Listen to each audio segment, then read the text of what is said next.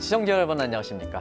현 정부의 국정운영 목표인 혁신성장 키워드에 맞춰서 한국경제TV가 야심차게 준비한 혁신성장 코리아 진행을 맡은 한상추입니다.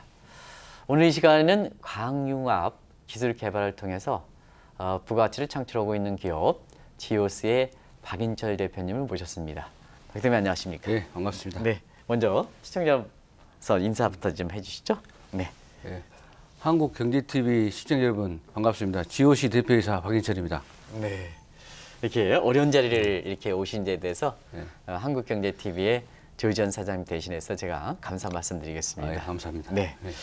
일단 기업 명칭이 독특한 것 같아요. 아, 예, 예. 그 GOC가 어떤 의미를 갖고 있는지 좀 말씀해 주시기 바랍니다. GOC는 원래 글로벌 옵티컬 커뮤니케이션에서 아, 전에 글로벌 광통신이라는 회사 사명이 해외에서는 그 전에도 계속 그 글로벌 옵티컬 커뮤니케이션의 약자를 따서 네네. 철자해서 GOC라고 그 해외에서는 읽혀졌습니다. 그래서 네네. 이거를 앞으로 해외 쪽에 저희가 진출을 많이 하다 보니까 글로벌 광통신이라는 이런 이름들이 그 해외에 있는 기업들이 또 접하기도 좀 어렵고 해서 네네. 아예 이름을 GOC라고 이렇게 명칭을 사명을 바꿨습니다. 광통신 비교적 그 좀 눈에 익긴 합니다는 시청자분을 위해서 광통신이라는 게 뭔지 그리고 GOC의 그 구체적인 사업 분야 이런 걸 좀 같이 함께 말씀해 주시기 바랍니다. 예, 광통신이라고 하면은 기존에 구리선 통신을 했던 시대의 그 시대가 이제부터는 이제 광섬유를 통해서 네네. 그 통신을 하게 되는 것이고 어찌 보면은 그 시대의 획기적인 그 변화를 가져왔다. 네. 그래서 앞으로의 시대는 그 전기 통신 시대에서 광통신으로 바뀌어야 된다. 그리고 네네. 바꿔 가야 되고 그리고 현재 우리나라가 이 광통신 시장은 제일 먼저 발달돼 있고 네네네. 그리고 지금 그 다음에 일본, 중국, 유럽 순으로 지금 앞으로도 무궁무진하게 그 수요가 있는 걸로 지금 파악되고 있습니다. 지금 이제 광섬유 같은 그 경쟁력이라든가 이런 거는 어떤 거를 가지고 따지는지 좀 시청자한테 좀 말씀해 주실까요? 아, 예. 네네. 지금 그 광주가 이제 광통신 직접화 단지가 지금 네네. 조성이 돼서 2000년대부터 조성이 돼서 지금까지 이렇게 운영해 오고 있는데 전 세계적으로 광통신이 집적화된 데는 없습니다. 네. 광주가 유일하게 지금 이렇게 돼 있고 거기에는 이제 광주과학기술원부터 네, 과학기술원. 네. 한국광기술원, 전자부품연구원, 고등광기술원, 생기원 모든 그 광 관련 유관 기관들이 다 집적화돼 있는 그 독특한 그 되고 그 정부나 광주시가 야심차게 지금까지 쭉 지금 투자도 엄청나게 했고 네네. 앞으로도 그쪽에서 우수한 제품들이 계속 생산되고 현재는 그렇게 되고 있습니다. 광통신에 지금 그 우리나라가 이렇게 앞서가 있는 기술이 앞서가 있는 것들은 그 원천 기술부터 우리나라 그 광주에서 확보를 해서 그 2000년대부터 20년 동안 계속 그 투자도 많이 하고 기술 개발해서 이렇게 끌어올렸습니다. 네. 지금 광통신의 그 상황을 보면은 우리나라가 그 인터넷 속도가 제일 빠르고 네네. 우리나라는 그 정부하고 그 기관망 통신 사업자들이 2007년부터 12년까지 한 80% 전국의 80%를 인프라를 구축했습니다. 아, 그렇습니까? 그래서 네네. 우리나라가 전 세계에서 인터넷이 제일 빠른 나라입니다. 그리고 지금 다른 나라들에 보면은 그 수요들이 15%, 20%도 채 안 됩니다. 네네. 특히 미국이나 이런 유럽들도 마찬가지고 네네. 특히 동남아나 중앙아시아 이런 나라들조차도 지금 거의 지금 이제부터 시작하는 단계라고 이렇게 보면 되겠습니다. 우리가 이제 코로나를 맞으면서 네. 광주에 지금 이용섭 시장님이 이렇게 전 국민차 지역세 관계없이 그때 당시에 신천지 문제로 인해서 대구가 좀 어려울 때 병상을 좀 내주신다든가 하는 그런 측면에서 상당히 인상 깊었던 것이 이제 이용섭 시장이신데요. 네. 특별히 이용섭 시장께서도 최근에 그 광주 지역에 집적화된 광섬유 이쪽 분야에 특별히 관심이 있으면서 지원을 아끼지 않는 데 되면요. 그거 좀 예. 말씀해 주시기 바랍니다. 지금 광주시에서도 그 우리 광산업에 대해서 네. 차세대 우리 광주가 먹고 살 산업이다 이렇게 선정을 해서 그 광융합 지금은 이제 광통신을 넘어서 네네. 광융합입니다. 네네. 이제 광기술을 기반으로 한 광통신을 가지고 우리나라가 그 중국이나 유럽의 광통신에서부터 더 앞서가 있는 거는 이제 광센서 기술입니다. 네네네. 이제 이런 이제 중국이나 유럽에서 못하는 할 수 없는 것들이 네. 이 광센서 기술인데 네네. 이런 것들은 하루아침에 이루어지는 게 아니고 최소한 10여 년 전부터 원천 기술을 확보해야만 이 그 광센서가 나오게 됩니다. 네네. 그래서 지금 앞으로는 세상에 없는 제품들이 이제 앞으로 출시되고 네네. 그리고 중국이 지금 이제 광통신도 우리나라보다 뭐 앞섰다고 막 이렇게 하는데 그거는 그 광통신 누구나 할 수 있는 이 인프라 쪽이지 네네. 광센서 기술은 아닙니다. 네네. 아직까지 광센서 기술은 중국이 우리나라보다 한 15년 정도 뒤쳐져 있고 많이 일본이나 떨어졌네요. 유럽도 한 10년 정도 뒤쳐져 있습니다. 네. 일본도 떨어져 예. 있으니까. 네네. 앞으로는 광센서 기술이 그 전 세계의 이제 광융합 기술을 리더해 갈 것이고 그 광센서가 네네. 그 광융합의 원천 기술을 그 확보를 해야만 되는 이런 것이기 때문에 앞으로는 엄청나게 우리가 모르는 새로운 제품들이 많이 나오게 이제 되고 그거를 광주시에서도 적극적으로 지원을 해주고 그 광주의 미래의 먹거리로 이렇게 네, 해서 네. 지금 정부에서도 지자체에서도 굉장히 관심을 갖고 투자를 많이 하고 있고 네. 그렇습니다. 우리가 보면 이제 지금 말씀한 대로 광케이블에서 광통신, 광융합까지 가는데요.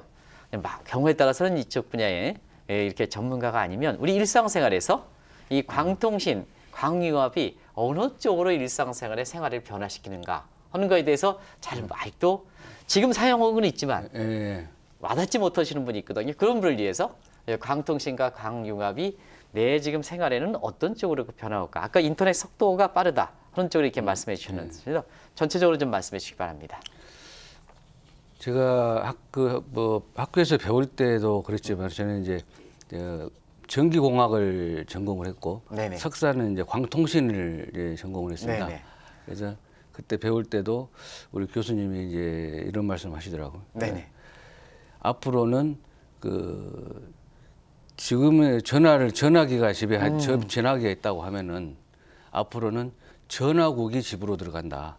전화구기. 네. 네네. 그 정도로 대용량의 데이터가 많은 데이터를 요구하고 그리고 빠른 속도를 요구를 한다. 네네네. 그래서 지금 기존에 이제 구리통신이라고 하면은 구리의 전화 이동에 따라서 통신의 통신을 전달한다고 하면은 광통신을 하면은 빛의 속도로 이 신호를 전달한다. 네네. 그러면은 빛은 무한한 데이터를 보낼 뿐만 아니라 네네. 그 속도도 빛의 속도로 네네. 데이터를 보낼 수 있는. 네네. 그래서 전기하고 광하고는 같이 비교 자체가 안 되고 모든 데이터들이 앞으로는 이 광으로 네네. 바뀌어야 된다.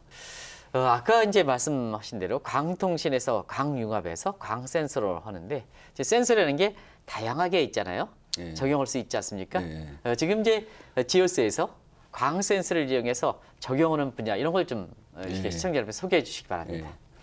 광 센서라고 하면은 이제 광 기술을 기반으로 한 네네. 그 센서입니다. 이런 것들은 세상에 아직까지 없는 제품들이 이제 나오게 되는 건데 네네. 그것은 우리나라가 제일 빨리 그 개발을 시작했고 네네. 원천 기술을 갖고 있습니다. 네네. 그래서 이거는 어느 나라도 따라올 수 없는 그런 한계점에 있지 않는가. 네네. 그리고 지금 이 광 센서라고 하면은 우리가 지금 십수년부터 개발한 그 원천 기술을 확보하는 기술들이 몇 가지가 있습니다.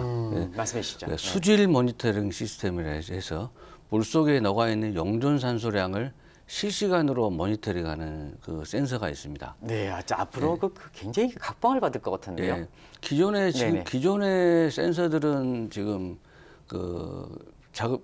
연구원들이 물속에 물을 뜨서 비커에 넣어가지고 갖고 와서 거기서 또 테스트를 하고 네네. 다시 뜨고 이런 것들을 반복을 하고 네네. 그것도 또 비정확한 그 전극식 방법을 썼었습니다. 기존에는. 네네네. 그런데 이제 광학식으로 해서 그거는 광통신 기술에 기반을 둡니다. 네. 그래서 그 기술을 이용해서 물 속에 담가 놓고 실시간으로 무선으로 데이터를 받고 그리고 실시간으로 그 용존 산소량을 측정을 하는 이런 독특한 기술입니다. 그래서 이거 국가 산업에서도 굉장히 쓰일 때가 많고 그리고 지금 그 우리가 그 해마다 겪는 적조, 그 바다의 그 적조가 그 이런 적조는 그 지금 플랑크톤이 기하급수적으로 늘어나서 올해가 특히 심했다 그랬어요.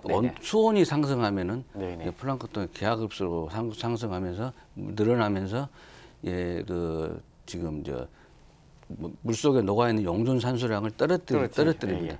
그게 이제 적조라고 하는데 보통 일반적으로 적조는 보통 8에서 한 12 ppm 정도를 지금 기준으로 표준으로 본다고 하면은 적조가 온다 그러면 4 이하로 떨어지는. 그러면 물고기가 살기 어렵다는 거 아니에요? 숨을 쉬기 어렵습니다. 물속에 있는 산소량을 부족해서 물고기가 숨이 막혀 죽는 게 적조입니다. 그래서 이 적조를 적조가 일어나면은 이제 이런 그 수질 모니터링 센서 시스템을 각 해역에다가 이렇게 설치를 해놓고 실시간으로 모니터링을 하게 되면은 이제 과학적인 방법으로 이런 적조를 예방을 할 수 있는 겁니다. 그 속도가 또 빠르다면요? 적조라든가 그거는 우리가 갖고 있는 수질 모니터링 시스템 같은 경우에는 실시간 그 1분 단위로 그 산소 양이 올라오거든요. 그리고 지금 일반 지금 어촌 어민들한테도 스마트폰으로 현재의 저기 양식장의 수온하고 용존 산소량이 표기가 됩니다. 그래서 현재 지금 그거는 현재 남해안에서 테스트가 다 끝나서 현재 보급을 하고 있습니다. 특히 GOC에서 가장 히트한 게 심혈관 진단 장비라고 그랬는데요. 요거 좀 말씀해 주시기 바랍니다. 저희가 이제 개발을 완료한 제품인데요. 이제 세계에서는 6번째로 개발을 완료를 했습니다. 관상동맥에 지금 우리가 심장 갑자기 심장 정지가 됐을 때 그 상태를 지금 우리가 잘 모르지 않습니까? 언제 갑자기 심장마비가 올지를 모르고 그 타이밍이 중요하지 않습니까? 그래서 이것들을 지금 기존의 의료에서는 조영제를 집을 넣어서 조영제가 이제 관상동맥에 들어가서 관상동맥의 상태를 보고 거기서 그거는 의사가 보고 이게 스텐트 시술을 할 것인지 말 것인지 이걸 결정을 하는데 이 관상동맥이 이제 3D로 안 보이고 이게 의사의 판단으로 인해서 이거를 하기 때문에 정확도가 떨어진다. 그래서 세계에서는 해외에서는 이 광섬유를 집어넣어서 거기 광섬유 끝에 압력 센서를 달아서 그래서 관상동맥까지 집어넣어서 그 압력을 측정을 해서 이게 75%가 압력이 막혔다. 그랬을 때 스텐트 시술을 하고 그렇지 않으면은 빼서 약물로 치료를 할 수 있는 의료법입니다. 근데 이제 이걸 막혔는지 안 막혔는지 이거를 이 압력 센서를 집어넣어서 실시간으로 그 압력을 측정해서 하는 기술입니다. 이거는 굉장히 독특한 기술이고 저희는 이제 거기다가 이제 분광계를 집어넣어서 다른 나라보다 응답 속도가 빠르게 이거 저희가 개발했습니다. 제일 중요한 게 광섬유의 끝단에 압력 센서를 다는 게 굉장히 어려운 기술이고요. 눈에 보이지도 않은 이 길을 가공을 해서 접착해서 그거를 성공화 시켰다는 게 굉장히 저희가 특허도 갖고 있고 지금 이제 임상 실험을 통해서 이 제품을 내년에는 출시를 할 생각을 갖고 있습니다. 심혈관 진단 장비 이런 것도 사람이 스트레스가 많으면 이런 문제에 대한 부작용이 막혔던 것도 그냥 부작용이 많이 나타나지 않습니까? 그래서 GOC도 이번에 코로나 사태를 계기로 해서 위기가 기회에서 되는지 굉장히 실적이 호전되고 있다 그러는데요. 이런 문제 좀 말씀해 주시기 바랍니다. 심혈관 진단 장비를 이번에 이제 개발함으로써 네네. 그 우리가 지금 밖에서 바라보는 시각들이 네네네. 틀려지고 이제 케이블 회사에서 광 센서 회사로 변화되는 네네네. 이런 것들을 다들 굉장히 주목을 하고 있고 네네. 그리고 우리나라가 광을 제일 잘하는 나라듯이 이 광 센서나 이런 기술들을 네네네. 굉장히 높이 치고 해외에서도 네네. 높이 치고 있고 앞으로는 그쪽의 시장들이 굉장히 무궁무진하게 발달될 걸로 생각이 됩니다. 네. 올해도 저희는 현재 지금 제 매출액의 85%가 수출입니다. 네네. 그래서 올해도 그보다 더 앞으로 늘어날 것이고요. 그리고 또 이제 해외에 있는 현지 법인들이 네. 잘해주고 있어서 매출은 많이 기대가 되고. 수출 비중이 85%면 굉장히 많네요. 네. 이번에 코로나 사태에도 사실 수출 비중이 많은 데가 어려움을 겪었습니다는 네. 오히려 네. 많이 신장하는 거 보면 네. 아무래도 이 GOC가 갖고 있는 네. 이런 그 광융합, 광 센서 이런 것이 좀 그만큼 네. 경쟁력이 이렇게 높아서 네. 이런 코로나 사태를 극복하는 게 아닌가 하는 네. 이런 그 생각이 들고요.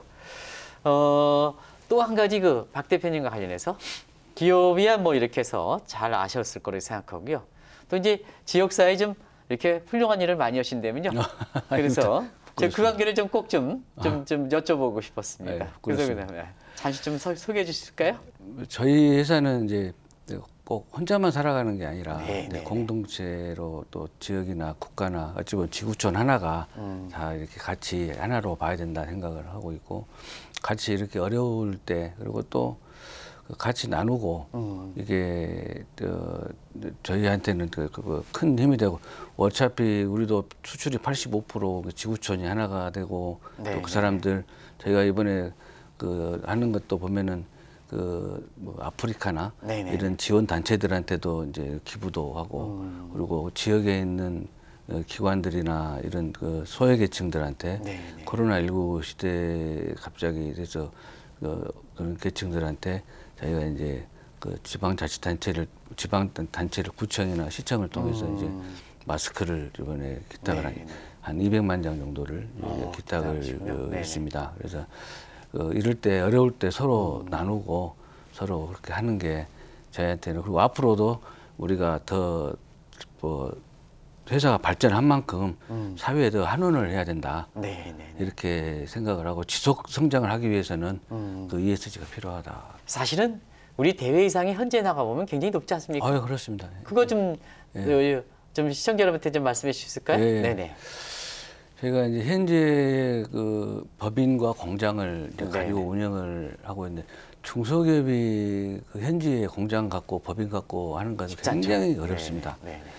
그래서 저희는 2012년부터 이제 인도네시아에 들어가서 제가 인도네시아를 처음에 들어갈 때는 제가 거의 한 절반을 인도네시아 살았습니다. 1년간. 그래서 1년 중에. 예, 예. 매달 들어갔고요. 네네. 제가 코로나 때만 제가 못 들어갔습니다.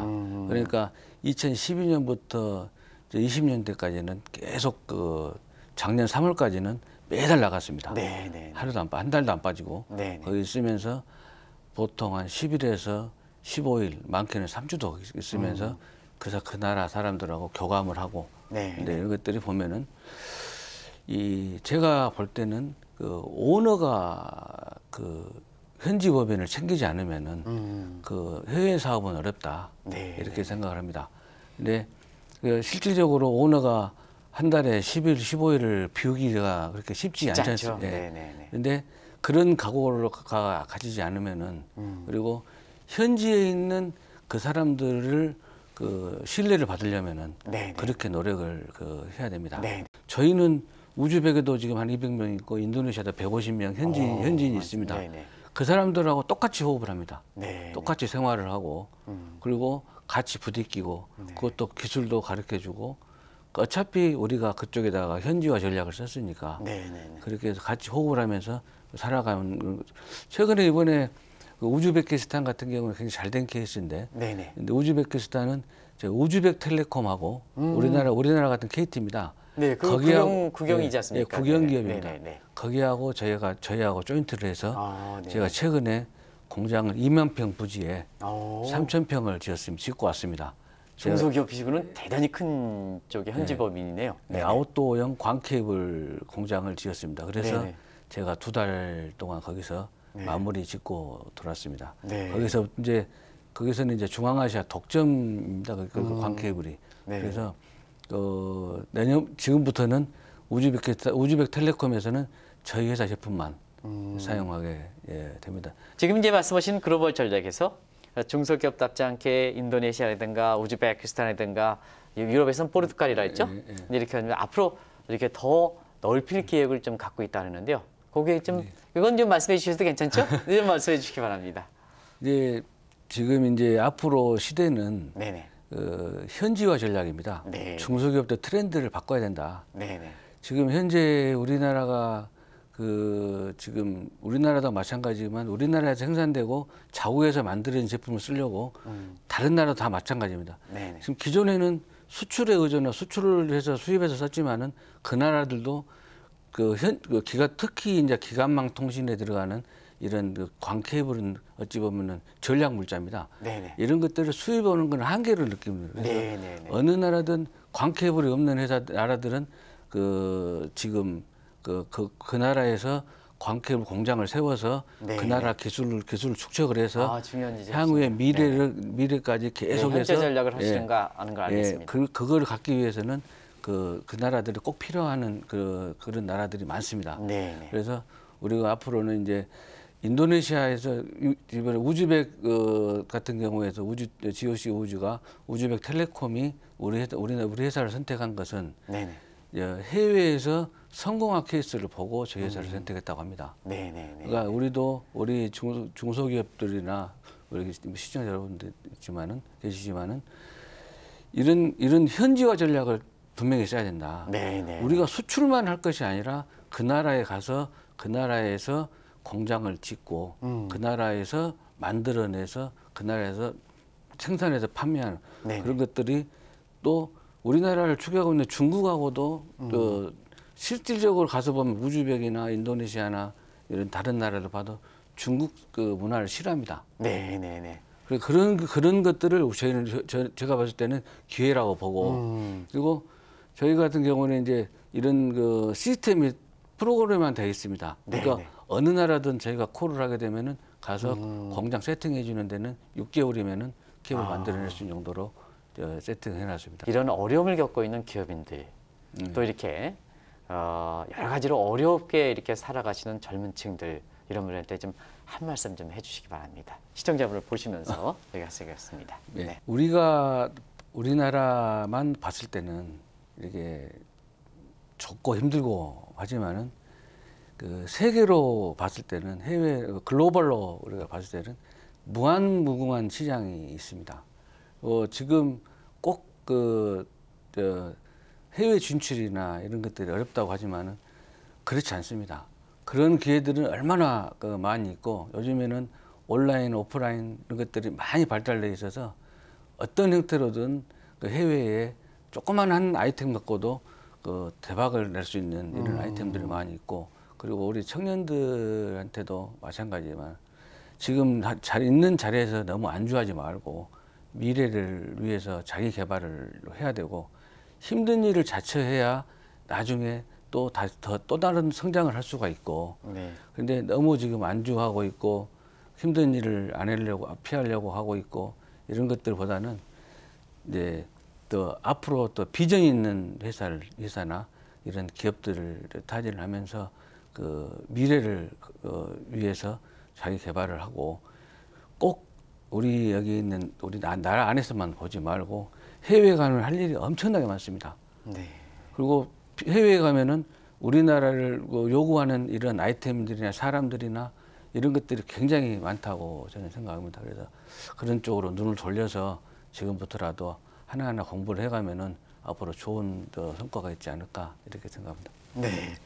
어렵게 이렇게 말씀해 주시고 어려운 그 중소기업인이라든가 또 지금의 어떻게 보면 다 그런 건 아닙니다는 방안은 젊은 이분들의 하나의 교감이 되는 이런 그 중요한 얘기에서 힘든 일은 닥쳐서 미래를 위해서 닥쳐서 해야 된다는 이런 말씀이 아주 피부적으로 와닿는 내용이 아닌가 생각합니다. 오늘 장시간 동안 시간이 금방 갔습니다. 이렇게 해서 장시간 동안 이렇게 나와주신 데 있어서 다시 한번 감사한 말씀 드리고요. 다음에 한번 다시 모시도록 하겠습니다. 고맙습니다. 네.